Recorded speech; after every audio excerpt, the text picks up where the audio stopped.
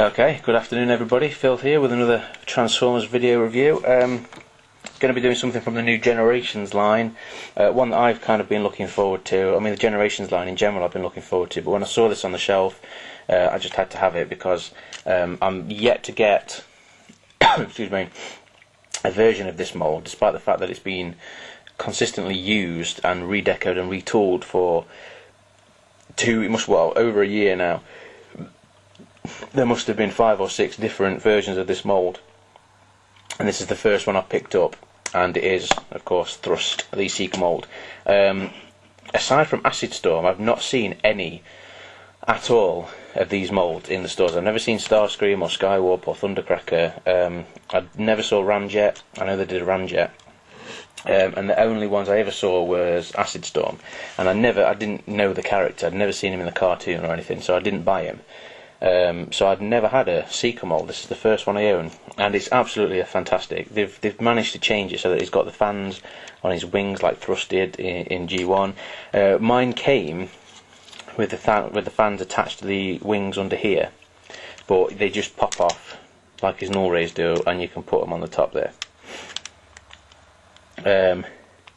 He is pretty much the same.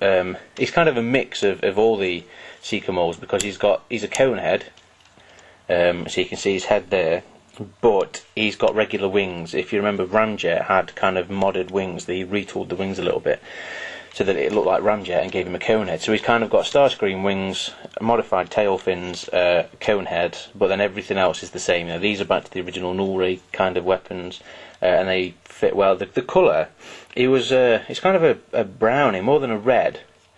It's kind of a, I can't even describe it if you can see that. It is red, but it's got a touch of brown in it as well, it looks like. And I can't think of the word for the colour, but broken up with a kind of a darker brown for the wings and part of these fans. And then of course, it doesn't have working wheels, but it does have landing gear. And the good thing is they kind of fold in and become the fans on his chest. I mean, it stands great. Size comparisons. That is Classics Bumblebee. So you can see it's just the Seeker mould, so it'll be the same as all the other Seekers. So it should fit in fantastically well with your Classics line. So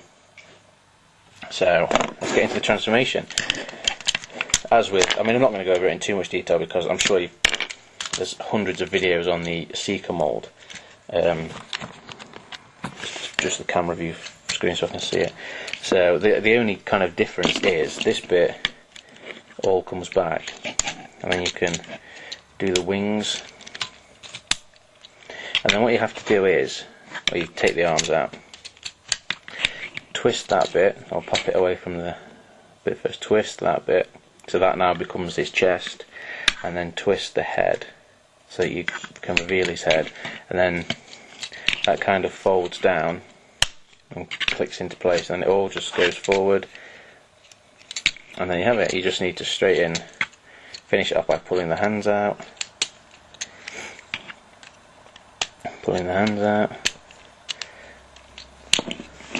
and there you have Generations Thrust. Again, it's just the Seeker mould with the fans and the kind of the modified tail fins.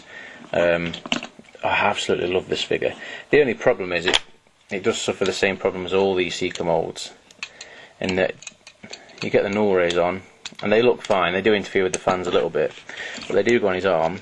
The only problem is, when you try and point the arm forward, with the null rays pointing forward, you kind of have to bend the wing back, and it just looks pretty ridiculous. So you kind of, your generic position, you've kind of got to, you can bend him at the elbows, oops,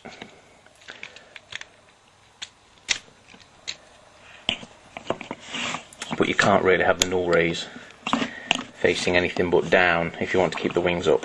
I mean, you could move the fans onto the tail fins and have them there just to get them out of the way, but it's not going to make much difference on the null rays. So size comparison in robot mode. Bring in, oops. You know what, let's just take all these weapons off.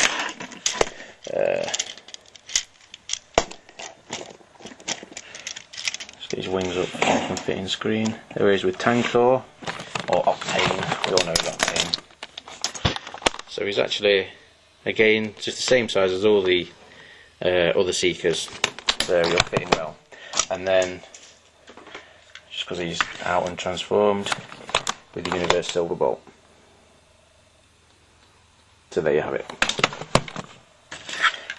I mean, the colour scheme is largely the same. It's quite Geon accurate. It's just a couple of little modern touches. This is kind of like clear yellow plastic, but it does look really good. He has got head movement, but it is a little bit tricky to kind of get anything there. The main colour scheme is this reddy colour, and then it's broken up with a bit of the darker brown around his chest. Null rays do fire quite powerfully, actually. They're quite cool. I don't even know if these are the same null rays as the one Starscream had, but you never know, they might have retooled that as well. But anyway, if you can get him, he's expensive. I mean, well, actually no, he's not. He's expensive. He's regular deluxe priced now, which is a bit of a shame considering that this mould, when it first came out, was like $9.99, and now you're paying $12.99 for it. So, I mean, I know there are the fans and stuff, and it's been a little bit retooled, but it's still kind of a bitter pill to swallow that you're paying £3 more for a mould that was, only a year ago £3 cheaper. But anyway, there you go. Generations Thrust. If you can get him, pick him up. Stay safe.